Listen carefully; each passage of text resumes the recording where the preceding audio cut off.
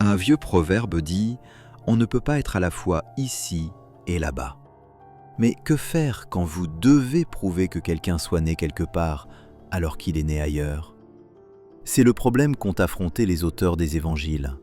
Jésus venait de Nazareth, tout le monde le savait. Jésus de Nazareth. Mais le Messie devait naître à Bethléem. La prophétie était claire. Comment résoudre cette contradiction? Matthieu a trouvé une solution. Luc en a trouvé une autre. Deux solutions complètement différentes, incompatibles, brillantes. Et pendant 2000 ans, personne n'a remarqué la supercherie. Ou plutôt, ceux qui l'ont remarqué ont préféré se taire. Mais vous avez vécu assez longtemps pour reconnaître quand deux témoins racontent des histoires contradictoires. Vous savez ce que ça signifie. L'un ne dit pas la vérité, ou les deux. Maintenant, laissez-moi être direct avec vous. Et pardonnez-moi si je prends un moment pour poser quelque chose d'important. Certains créateurs sur YouTube ne font jamais ce que je m'apprête à faire. Ils ne posent pas de filtre, ils ne clarifient pas les intentions, ils ne préviennent pas. Pourquoi? Parce qu'ils ont peur. Peur de perdre des vues, peur que les gens partent avant même que la vidéo commence, peur que les algorithmes les punissent. Je comprends, c'est le jeu de YouTube. Plus de vues égale plus de succès. Mais voilà le truc. Cette chaîne ne joue pas à ce jeu. Le but ici n'est pas d'accumuler des millions de vues. Le but n'est pas de vous garder captif par des titres clickbait et des promesses sensationnelles. Le but n'est certainement pas de flatter vos croyances pour que vous reveniez. Le but de cette chaîne, c'est la qualité, pas la quantité. Je privilégie un public qui sait retenir des mots, qui sait réfléchir, qui sait rester jusqu'au bout pour comprendre vraiment. Pas un public qui clique, regarde 3 minutes, laisse un commentaire insultant et part. Parce que voilà ce qui se passe trop souvent. Des gens arrivent ici, ils lisent le titre, ils regardent 5, peut-être 10 minutes. Ils ne voient pas où je vais, ils ne comprennent pas le contexte, ils ne saisissent pas la nuance. Et ils descendent dans les commentaires, pour insulter, pour critiquer sans preuve, pour m'accuser de blasphème, pour dire des mots grossiers, parfois même pour menacer. Et écoutez, je ne suis pas naïf. Je sais que critiquer des croyances sacrées, c'est toucher à quelque chose de profond, de viscéral. Je sais que pour beaucoup, ces histoires ne sont pas juste des histoires. Elles sont le fondement de leur identité, de leur espoir, de leur vision du monde. Je respecte ça, vraiment. Mais voici ce que je ne respecte pas. Les insultes, les manques de respect, la condescendance, les jugements hâtifs. Les commentaires qui viennent de gens qui n'ont même pas pris la peine de regarder la vidéo en entier. Parce que si vous ne regardez que la moitié de ce que j'ai à dire, vous ne comprenez pas mon message. Et si vous ne comprenez pas mon message, comment pouvez-vous honnêtement le critiquer? Alors voilà pourquoi je crée cette plateforme. Pour construire un espace intellectuel, un espace de recherche, un espace d'échange, sans insultes, sans manque de respect, sans condescendance envers les autres. Un espace où on peut être en désaccord sans pour autant manquer de respect aux créateurs et aux autres personnes dans les commentaires. Parce que comprenez bien une chose, il n'existe pas une vérité. La vérité est plurielle, elle est complexe, elle est nuancée, elle évolue avec les découvertes historiques, archéologiques, linguistiques. Et je ne prétends surtout pas détenir la vérité absolue. Ce que je partage ici, ce sont les conclusions de mes recherches. Des recherches basées sur des sources historiques, des experts reconnus, des analyses textuelles rigoureuses. Mais ces conclusions ne sont pas absolues. Elles sont critiquables, elles sont débattables. C'est même le but de chaque vidéo, débattre et s'enrichir intellectuellement. Je ne refuse pas les contradictions dans les commentaires. Je ne refuse pas les désaccords. Au contraire, c'est exactement ce que je cherche.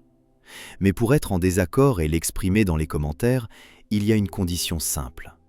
Ayez des arguments qui n'émanent pas de la foi, mais des faits réels. Si je critique un livre avec des faits historiques, je m'attends à ce que ceux qui répondent le fassent avec des faits scientifiques qui prouvent leur dire. Pas avec « je ressens que c'est vrai », pas avec « Dieu me l'a révélé », pas avec « la Bible dit que ». Non, avec des preuves, des sources, des arguments vérifiables. Et écoutez bien ceci parce que c'est crucial. Ma chaîne n'est pas contre la foi.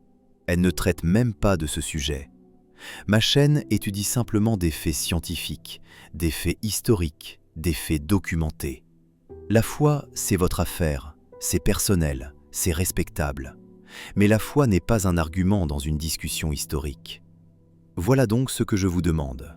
Si vous décidez de poursuivre après ce disclaimer, j'imagine que vous acceptez d'écouter des critiques, que vous êtes prêt à entendre des choses qui peuvent bousculer vos croyances, que vous êtes capable de distinguer entre critiquer une histoire et attaquer les croyants. Et si vous décidez de laisser un commentaire, j'aimerais vraiment que vous ayez regardé la vidéo jusqu'à la fin. Pas à moitié, pas en sautant les passages ennuyeux, jusqu'au bout. Parce que la plupart des personnes qui sont en désaccord dans les commentaires, je dirais 98%, sont à l'opposé de mon argumentaire. Et quand je lis leurs objections, je me rends compte qu'elles répondent à des choses que je n'ai jamais dites, parce qu'elles n'ont pas écouté toute la vidéo.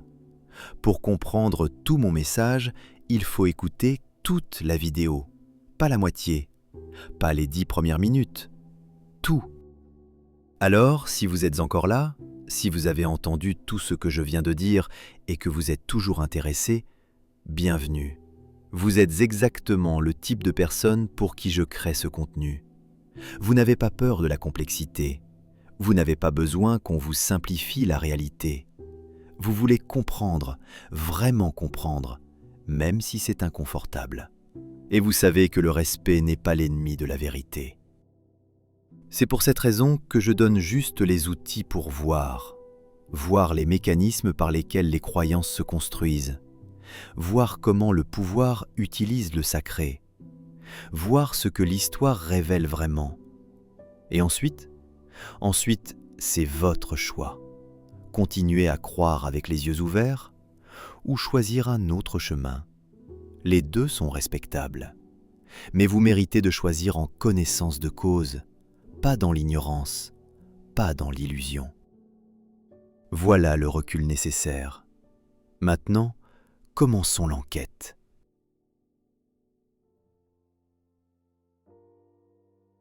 Nous sommes en l'an 80 après Jésus-Christ, 50 ans après la crucifixion, 50 ans après que les premiers disciples ont commencé à proclamer que Jésus était le Messie ressuscité.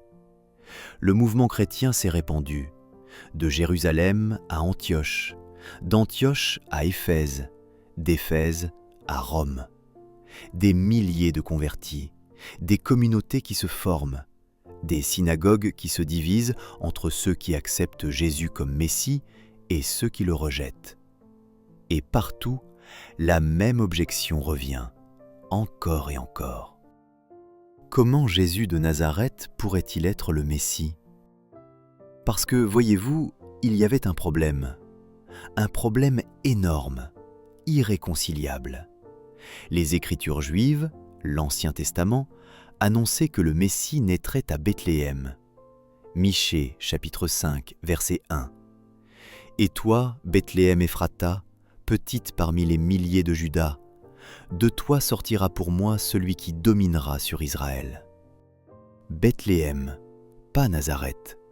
Bethléem, la ville du roi David, la ville dont devait venir le libérateur d'Israël. Mais Jésus venait de Nazareth, tout le monde le savait. Jésus de Nazareth, c'était son nom, son identité, son origine reconnue par tous. Dans l'évangile de Jean, chapitre 1, verset 46, quand on annonce à Nathanaël qu'ils ont trouvé le Messie, il répond avec mépris : « De Nazareth peut-il sortir quelque chose de bon ?» Nazareth, un village obscur, insignifiant, perdu dans les collines de Galilée, pas Bethléem. Vous comprenez le dilemme? Si Jésus est né à Nazareth, il ne peut pas accomplir la prophétie de Michée. Si Jésus n'accomplit pas la prophétie, il ne peut pas être le Messie. Si Jésus n'est pas le Messie, tout s'effondre. C'était un problème théologique majeur, existentiel, catastrophique. Comment les premiers chrétiens ont-ils réagi face à ce problème? Ils ont fait ce que font tous les mouvements religieux confrontés à une objection gênante. Ils ont réécrit l'histoire. Les adversaires du christianisme, rabbins, pharisiens, scribes, utilisaient cet argument sans relâche. « Votre Jésus vient de Nazareth. La prophétie dit Bethléem, donc il n'est pas le Messie, point final. » Les premiers disciples, ceux qui avaient connu Jésus personnellement, ne semblent pas avoir eu de réponse à cette objection. Paul, qui écrit dans les années 50-60, ne mentionne jamais Bethléem, jamais. Marc, le premier évangile, écrit vers l'an 70, ne mentionne pas Bethléem non plus, jamais. Pour eux, Jésus était Jésus de Nazareth. C'était un fait acquis, indiscutable. Mais vers l'an 80, 50 ans après la mort de Jésus, quand tous les témoins directs sont morts depuis longtemps, quand plus personne ne peut confirmer ou infirmer, deux auteurs décident de résoudre le problème. Deux auteurs qui n'ont jamais connu Jésus, qui n'ont jamais mis les pieds à Nazareth, qui écrivent pour des communautés éloignées géographiquement et culturellement de la Palestine du 1er siècle. Ces deux auteurs s'appellent Matthieu et Luc, et chacun va inventer une histoire pour faire naître Jésus à Bethléem. Deux histoires complètement différentes, deux histoires incompatibles, deux histoires brillantes. Avant d'aller plus loin, laissez-moi vous présenter ces deux histoires. Pas pour les démolir tout de suite, pas pour me moquer, mais pour que vous les voyiez vraiment, pour que vous compreniez ce que Matthieu et Luc ont essayé de faire. Parce qu'il faut le reconnaître, c'était du génie narratif, même si c'était de la fiction. Ouvrons l'Évangile selon Matthieu, chapitres 1 et 2. Voici ce que Matthieu nous raconte. Marie et Joseph vivent à Bethléem. C'est leur domicile, leur ville d'origine. Marie tombe enceinte avant le mariage.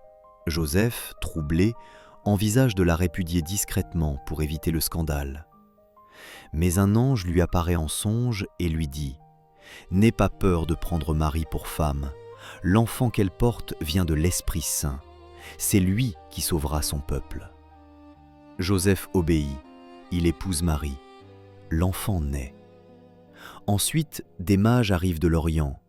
Pas des bergers, des mages, des savants, des astrologues venus de Perse ou de Babylone. Ils suivent une étoile mystérieuse qui les guide jusqu'à Bethléem. Ils entrent dans la maison où se trouve l'enfant. Notez bien, une maison, pas une étable. Et ils lui offrent de l'or, de l'encens et de la myrrhe. Mais il y a un problème. Le roi Hérode a entendu parler de la naissance de ce roi des Juifs. Il perçoit cela comme une menace. Alors, il ordonne le massacre de tous les enfants de moins de 2 ans dans la région de Bethléem. C'est ce qu'on appelle le massacre des innocents. Joseph, averti en songe par un ange, fuit en pleine nuit avec Marie et Jésus vers l'Égypte. Ils y restent jusqu'à la mort d'Hérode, ce qui prend au moins plusieurs mois, peut-être plusieurs années. Quand Hérode meurt, ils veulent rentrer chez eux à Bethléem. Mais ils apprennent que le fils d'Hérode, Archélaüs, règne maintenant sur la Judée. Encore un tyran, encore un danger. Alors ils changent de plan. Ils décident d'aller s'installer en Galilée, dans un petit village appelé Nazareth. C'est la première fois qu'ils y mettent les pieds. Fin de l'histoire selon Matthieu. Maintenant, ouvrons l'Évangile selon Luc, chapitres 1 et 2. Préparez-vous, parce que cette histoire n'a rien à voir avec celle de Matthieu. Marie et Joseph vivent à Nazareth, c'est leur domicile, leur ville d'origine. L'ange Gabriel apparaît à Marie et lui annonce qu'elle va concevoir un fils par l'œuvre du Saint-Esprit. Marie accepte. « Je suis la servante du Seigneur, qu'il me soit fait selon ta parole. » Joseph et Marie se marient, mais voilà qu'un événement majeur se produit. L'empereur Auguste ordonne un recensement de toute la population de l'Empire romain. Ce recensement oblige chaque homme à retourner dans la ville de ses ancêtres pour s'y faire enregistrer. Joseph, étant de la descendance du roi David, doit donc se rendre à Bethléem, la ville de David. Et Marie, enceinte de 9 mois, l'accompagne. Ils arrivent à Bethléem. Il n'y a pas de place dans l'hôtellerie.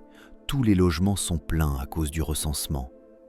Alors, Marie accouche dans une étable. Elle dépose le nouveau-né dans une mangeoire, une auge pour animaux. Des bergers, pas des mages, des bergers, qui gardaient leurs troupeaux dans les champs environnants, sont informés de la naissance par une multitude d'anges qui apparaissent dans le ciel. Ils viennent adorer l'enfant. 40 jours après la naissance, Marie et Joseph vont au temple de Jérusalem pour présenter l'enfant selon la loi juive. Ils accomplissent tous les rituels nécessaires. Puis, tranquillement, sans aucun drame, sans aucune fuite, ils retournent à Nazareth, leur ville. Fin de l'histoire selon Luc. Vous voyez ce que je vois ? Ces deux histoires ne parlent pas de la même naissance. Elles ne peuvent pas être vraies toutes les deux. Bon, maintenant, posons la question que personne ne veut poser. La question simple, trop simple peut-être. Si la naissance de Jésus était un fait historique connu des premiers disciples, si Marie et Joseph avaient raconté cette histoire à leurs proches, si les apôtres avaient transmis fidèlement ce qu'ils avaient entendu, comment Matthieu et Luc peuvent-ils raconter deux histoires aussi radicalement différentes ? Regardez les contradictions. Où vivaient Marie et Joseph ? Matthieu. Bethléem, c'est leur domicile. Luc. Nazareth, c'est leur domicile. Pourquoi vont-ils à Bethléem ? Matthieu. Ils n'y vont pas, ils y vivent déjà. Luc. À cause d'un recensement romain ordonné par Auguste. Où Jésus naît-il ? Matthieu. Dans une maison à Bethléem. Luc. Dans une étable à Bethléem. Qui vient adorer l'enfant ? Matthieu. Des mages venus d'Orient guidés par une étoile. Luc. Des bergers des champs environnants prévenus par des anges. Que se passe-t-il après la naissance ? Matthieu. Hérode ordonne le massacre des enfants. La famille fuit en Égypte. Ils y restent jusqu'à la mort d'Hérode. Puis ils s'installent à Nazareth pour la première fois. Luc. Aucun massacre, aucune fuite. Présentation paisible au temple de Jérusalem 40 jours après la naissance. Retour tranquille à Nazareth, leur ville d'origine. Ce ne sont pas des détails complémentaires qu'on peut harmoniser gentiment. Ce sont des contradictions structurelles. Matthieu dit « Ils vivaient à Bethléem ». Luc dit « Ils vivaient à Nazareth et sont allés temporairement à Bethléem ». Matthieu dit « Ils ont fui immédiatement en Égypte pour échapper au massacre ». Luc dit « Ils sont allés calmement à Jérusalem, puis sont rentrés chez eux à Nazareth ». Alors, certains théologiens ont essayé, pendant des siècles, de fusionner les deux récits. Ils ont créé des scénarios compliqués, des allers-retours improbables, des ellipses temporelles miraculeuses. Voici à quoi ressemble une harmonisation typique. Marie et Joseph vivent à Nazareth selon Luc. Ils vont à Bethléem pour le recensement selon Luc. Jésus naît dans une étable selon Luc. Les bergers viennent l'adorer selon Luc. 40 jours plus tard, ils vont au temple de Jérusalem selon Luc, puis ils retournent à Bethléem, ajout inventé pour sauver la cohérence. Les mages arrivent selon Matthieu. Hérode ordonne le massacre selon Matthieu. Ils fuient en Égypte selon Matthieu. Après la mort d'Hérode, ils s'installent à Nazareth selon Matthieu. Vous voyez le problème ? Pour que ça fonctionne, il faut inventer des étapes qui n'existent dans aucun des deux récits. Il faut ajouter un retour mystérieux à Bethléem après la présentation au temple. Il faut ignorer que Luc dit explicitement « Après avoir accompli tout ce qu'ordonnait la loi du Seigneur, Joseph et Marie retournèrent en Galilée, à Nazareth, leur ville. » Retournèrent chez eux, à Nazareth. Il n'y a aucune place pour une fuite en Égypte dans le récit de Luc. Et surtout, regardez l'absurdité logique. Selon Matthieu, Hérode cherche à tuer Jésus. Il ordonne le massacre de tous les enfants de Bethléem et des environs. C'est un danger mortel, immédiat, terrifiant.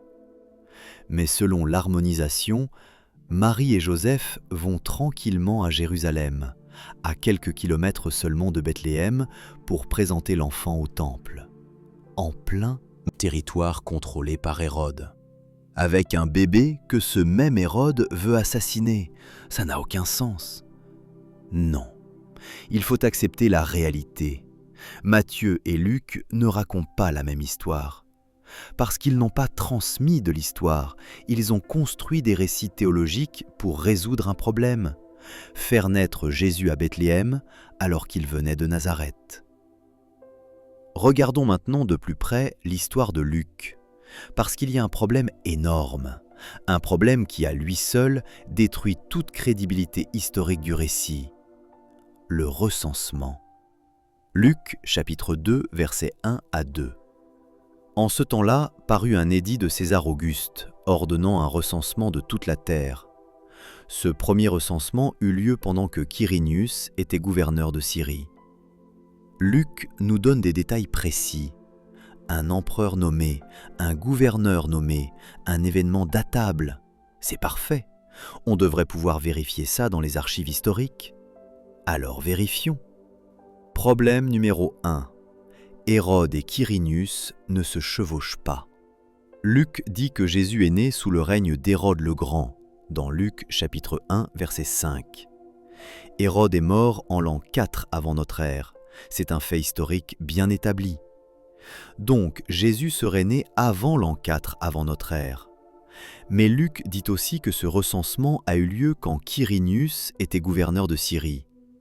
Or, Quirinius est devenu gouverneur de Syrie en l'an 6 après Jésus-Christ, 10 ans après la mort d'Hérode. Vous voyez le problème ? Luc place la naissance de Jésus à la fois sous Hérode, mort en 4 avant Jésus-Christ, et sous le gouvernorat de Quirinius, commencé en 6 après Jésus-Christ. C'est impossible.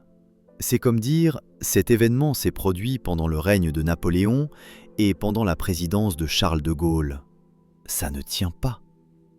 Problème numéro 2. Le recensement de Quirinius n'a eu lieu qu'en an 6.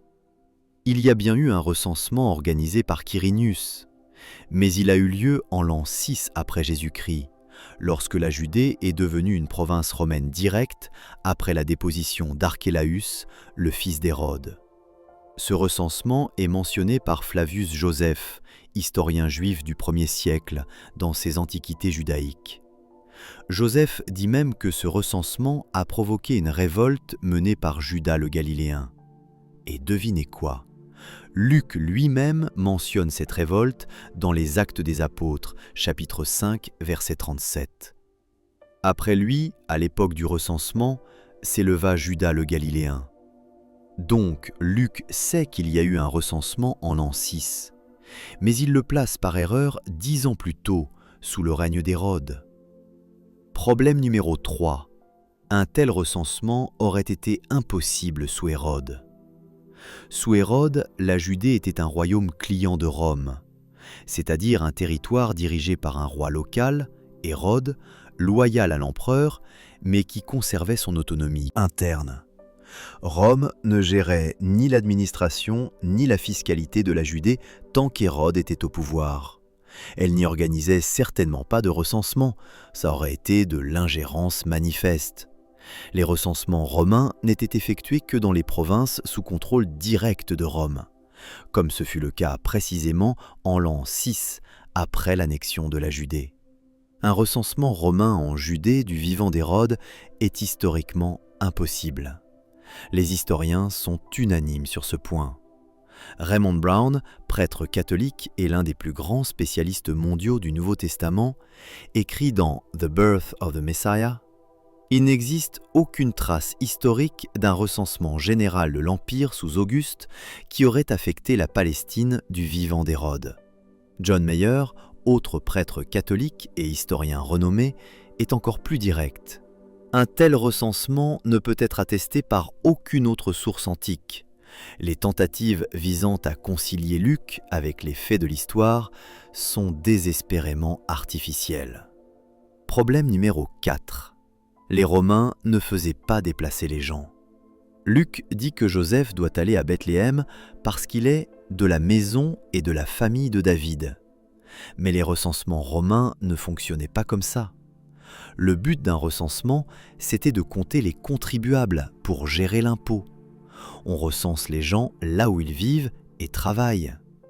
Pourquoi faire déplacer quelqu'un sur 150 km juste pour se faire compter dans une ville où il ne vit pas, ne travaille pas, ne possède rien? Ça n'a aucun sens administratif. Et d'ailleurs, dans les recensements romains, seul le chef de famille devait se présenter. Les femmes n'étaient pas tenues d'être là. Donc rien, absolument rien, ne justifie que Marie, enceinte de 9 mois, soit forcée de faire ce voyage épuisant.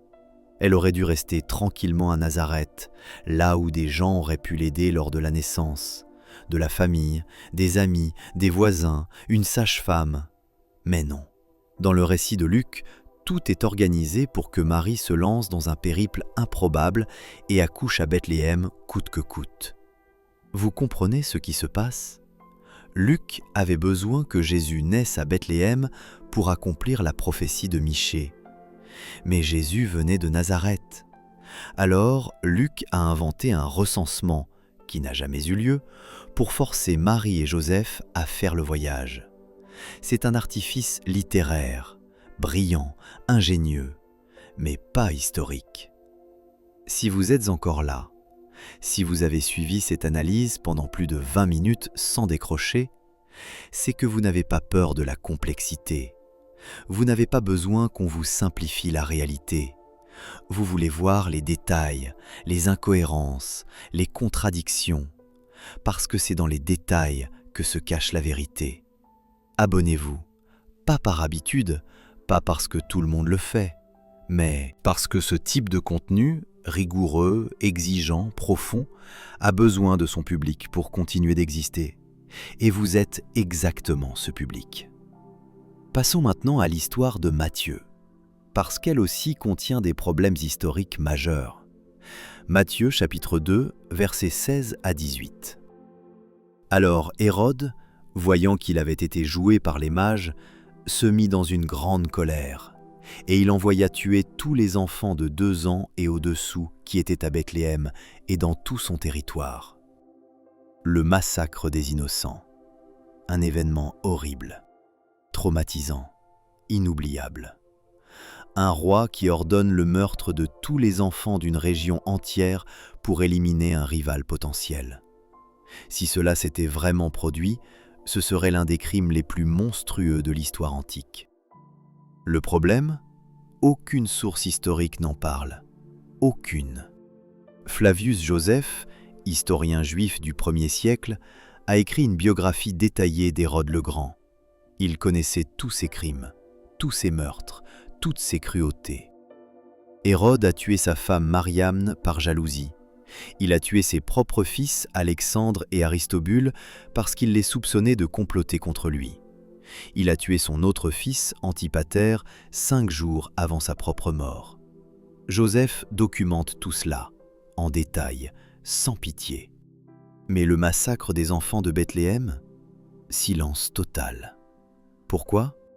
Parce que ça ne s'est jamais produit. Écoutez, Hérode était un tyran paranoïaque. C'est un fait historique. Mais Bethléem était un tout petit village, peut-être 300 habitants. Le nombre d'enfants de moins de 2 ans dans un tel village ? 10. Peut-être 20 tout au plus. Un massacre de 10 ou 20 enfants dans un village obscur n'aurait probablement pas fait les gros titres à Rome ou à Jérusalem. Donc peut-être que Joseph ne l'a pas su ? Sauf que Joseph vivait en Judée. Il connaissait intimement l'histoire de la région.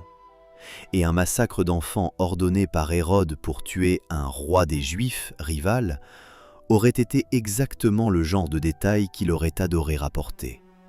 Parce que ça confirme tout ce qu'il dit sur la cruauté d'Hérode.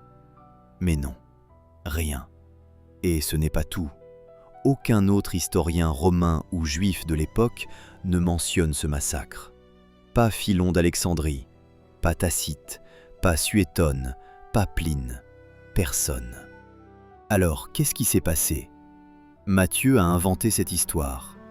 Pourquoi? Pour accomplir une prophétie. Matthieu chapitre 2, verset 17. Alors s'accomplit ce qui avait été annoncé par Jérémie le prophète. On a entendu des cris à Rama, des pleurs et de grandes lamentations. Rachel pleure ses enfants et n'a pas voulu être consolée parce qu'ils ne sont plus. Matthieu cite Jérémie 31, verset 15. Mais si vous lisez ce passage dans son contexte original, il ne parle pas du tout d'un massacre futur. Il parle de la déportation des Israélites Babylone au VIe siècle avant Jésus-Christ. Rachel, figure symbolique des mères d'Israël, pleure ses enfants emmenés en exil. Matthieu a pris ce passage hors contexte et a construit un récit autour pour prouver que Jésus accomplissait les prophéties. C'est exactement ce que font les auteurs de fiction théologique. Et puis, il y a l'étoile des mages. Matthieu chapitre 2, versets 9 à 10. Et voici, l'étoile qu'ils avaient vue en Orient allait devant eux, jusqu'à ce qu'elle vînt se placer au-dessus du lieu où était le petit enfant. Quand ils aperçurent l'étoile, ils furent saisis d'une très grande joie. Une étoile qui se déplace, qui guide des voyageurs, qui s'arrête au-dessus d'une maison précise. Le problème? Les étoiles ne font pas ça. Les étoiles sont des corps célestes situés à des milliers d'années-lumière. Elles ne se déplacent pas visiblement dans le ciel nocturne à l'échelle humaine. Elles ne vont devant personne. Et surtout, elles ne peuvent pas indiquer une maison spécifique. Imaginez, vous êtes dehors la nuit, vous regardez une étoile. Comment cette étoile pourrait-elle vous dire « c'est cette maison-là, pas celle d'à côté » C'est impossible. Certains ont essayé d'expliquer l'étoile comme une comète ou une conjonction planétaire, Jupiter et Saturne se rapprochant dans le ciel, ou une supernova. Mais aucune de ces explications ne fonctionne. Une comète traverse le ciel, elle ne s'arrête pas au-dessus d'une maison. Une conjonction planétaire est un phénomène graduel qui se produit sur plusieurs nuits. Elle ne guide personne. Une supernova? Il n'y a aucun enregistrement astronomique d'une supernova visible à cette époque. Non, l'étoile de Matthieu est un symbole théologique. Matthieu écrit pour un public juif qui connaît les Écritures. Et dans les Écritures, il y a une prophétie. Nombre 24, verset 17. Un astre sort de Jacob, un sceptre s'élève d'Israël. Matthieu a créé une étoile littérale pour accomplir cette prophétie métaphorique. Bon, résumons ce que nous avons découvert. Matthieu et Luc avaient le même problème. Jésus venait de Nazareth, mais le Messie devait naître à Bethléem. Comment résoudre cette contradiction? La solution de Luc? Inventer un recensement. Un recensement qui n'a jamais eu lieu, 10 ans avant la date où il aurait pu avoir lieu, sous un roi pour qui c'était impossible. Mais ça fonctionne narrativement. Marie et Joseph vivent à Nazareth, le recensement les force à aller à Bethléem, Jésus naît là-bas, il rentre chez eux à Nazareth. Propre, simple, élégant. La solution de Matthieu: Marie et Joseph vivent déjà à Bethléem. Jésus naît chez eux. Puis Hérode ordonne le massacre, qui n'a jamais eu lieu, ils fuient en Égypte. Après la mort d'Hérode, ils veulent rentrer à Bethléem, mais Archélaüs règne, trop dangereux. Alors ils vont s'installer à Nazareth pour la première fois. Propre, simple, élégant, 2 auteurs, 2 stratégies complètement différentes, 2 récits incompatibles. Mais les 2 accomplissent le même objectif, faire naître Jésus à Bethléem pour qu'il puisse être le Messie.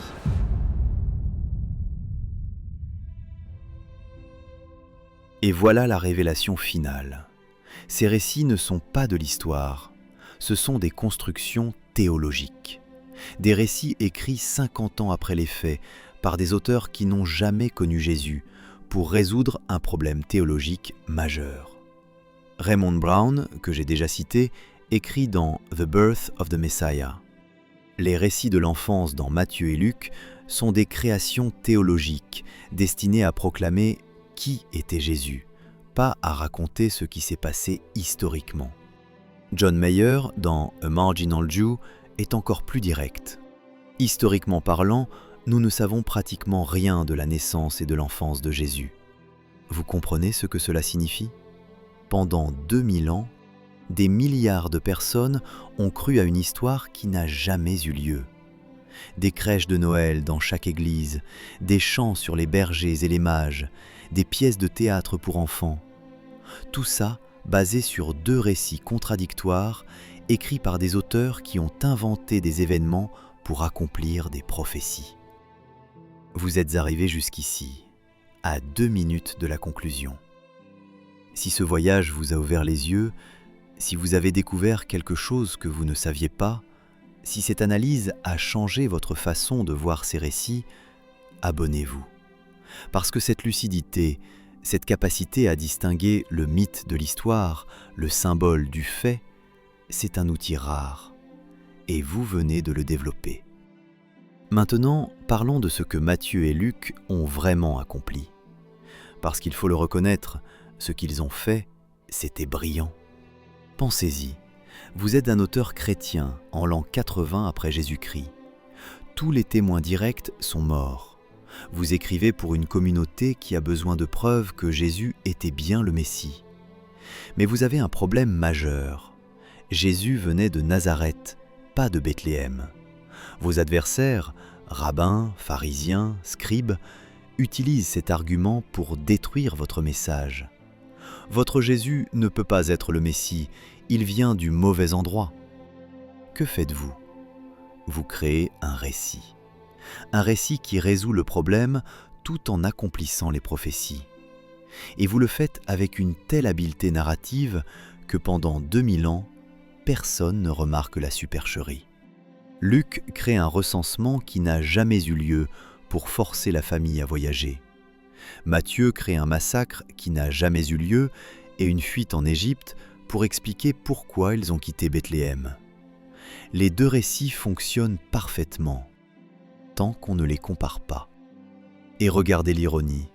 Matthieu et Luc écrivaient, probablement dans des régions différentes, pour des publics différents, sans savoir que l'autre faisait la même chose. Ils ont chacun inventé une solution au même problème. Et quand leurs évangiles ont été rassemblés dans le Nouveau Testament au IVe siècle, personne n'a remarqué qu'ils se contredisaient. Ou plutôt, ceux qui l'ont remarqué ont préféré se taire.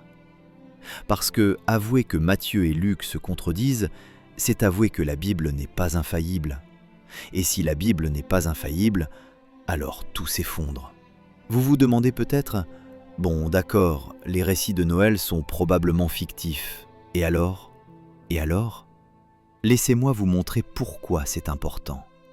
Le mécanisme que Matthieu et Luc ont utilisé, créer un récit pour résoudre un problème théologique, ne s'est pas arrêté avec eux. Il se répète encore et encore, dans toutes les religions, dans toutes les idéologies. Vous l'avez vu fonctionner dans votre propre vie. Créer une origine glorieuse pour légitimer le présent.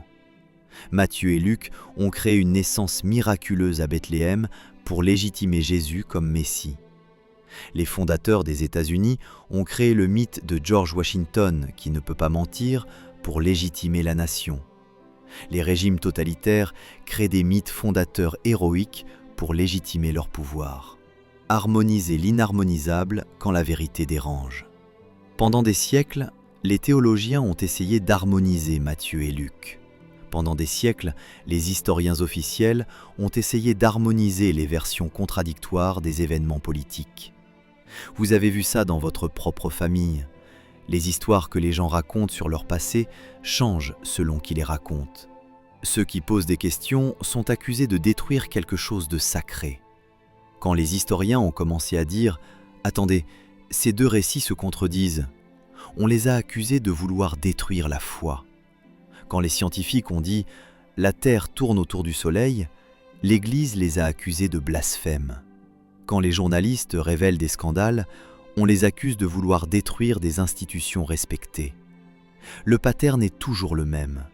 Un mythe fondateur est créé, il devient sacré. Remettre en question le mythe devient un crime. Et ceux qui le remettent en question sont marginalisés, censurés, parfois tués. Mais voici ce que votre expérience vous a appris. Les mythes finissent toujours par s'effondrer. Ça prend du temps, des décennies, des siècles parfois. Mais la vérité finit toujours par percer. Aujourd'hui, la majorité des biblistes, y compris des prêtres catholiques, des théologiens protestants, reconnaissent que les récits de la naissance dans Matthieu et Luc ne sont pas historiques. Ils le disent dans leurs livres académiques, ils l'enseignent dans les séminaires. Mais ils ne le prêchent jamais depuis la chair, parce qu'ils savent que la plupart des fidèles ne sont pas prêts à l'entendre. Mais vous, vous êtes prêts, parce que vous avez le recul nécessaire. Voilà ce que vous savez maintenant. L'histoire de Noël, telle qu'on vous l'a racontée, n'a jamais eu lieu. Matthieu et Luc ont créé deux récits contradictoires pour résoudre un problème théologique, faire naître Jésus à Bethléem alors qu'il venait de Nazareth. Ces récits sont des constructions narratives brillantes, mais pas de l'histoire. Vous êtes maintenant dépositaire de cette vérité, non pas pour la garder jalousement, mais pour la transmettre. Parce que vos enfants, vos petits-enfants vont grandir dans un monde où les mythes se créent encore plus vite qu'avant, où l'histoire est réécrite en temps réel, où les faits alternatifs deviennent des vérités en quelques heures. Ils vont avoir besoin des outils que vous venez d'acquérir. La capacité de comparer deux récits et de voir qu'ils ne peuvent pas être vrais tous les deux. La capacité de reconnaître quand quelqu'un invente une histoire pour résoudre un problème. La capacité de demander « Où sont les preuves ?» Ce n'est pas grand-chose, mais c'est peut-être la chose la plus précieuse que vous puissiez leur léguer. Pas des certitudes rassurantes qui enferment, mais des outils pour penser librement, pour voir clair, pour résister aux manipulations. Voilà ce que Matthieu et Luc ont fait. Ils ont créé deux histoires pour résoudre un problème insoluble. Deux histoires brillantes, deux histoires contradictoires. Deux histoires qui ont façonné 2000 ans de christianisme. Mais aujourd'hui, vous savez que ces histoires sont des mythes, pas de l'histoire. Et cette connaissance change quelque chose. Si vous êtes arrivé jusqu'ici, si cette analyse vous a éclairé, si vous sentez que vous avez appris quelque chose de précieux, alors faites 3 choses. Premièrement, abonnez-vous à cette chaîne. Pas par habitude, pas parce que tout le monde le fait, mais parce que ce type de contenu, rigoureux, exigeant, profond, a besoin de son public pour continuer d'exister. Dans un océan de contenus superficiels qui promettent des réponses rapides, certaines réflexions profondes ont besoin de trouver leur public. Et vous êtes ce public. Deuxièmement, laissez un commentaire. Dites-moi ce que vous en pensez. Êtes-vous d'accord? En désaccord? Avez-vous des objections? Des questions?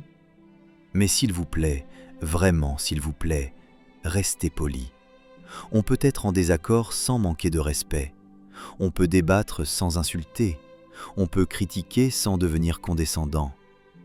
Si vous êtes en désaccord avec ce que j'ai dit, expliquez-moi pourquoi. Avec des arguments, avec des sources, avec des faits. Pas avec « je ressens que c'est faux ».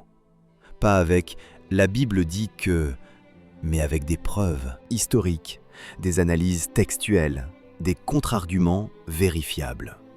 C'est ça le but de cette chaîne, créer un espace où on peut débattre intellectuellement, où on peut s'enrichir mutuellement, où on peut apprendre les uns des autres.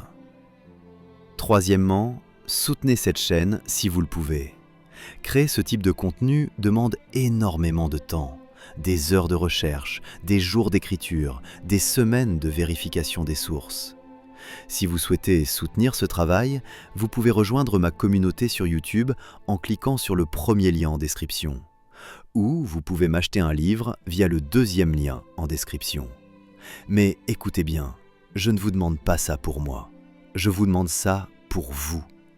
Parce que si ce contenu disparaît, vous perdez un espace rare, un espace où la profondeur compte encore, où la rigueur intellectuelle n'est pas sacrifiée sur l'autel du divertissement, où l'on traite votre intelligence avec respect.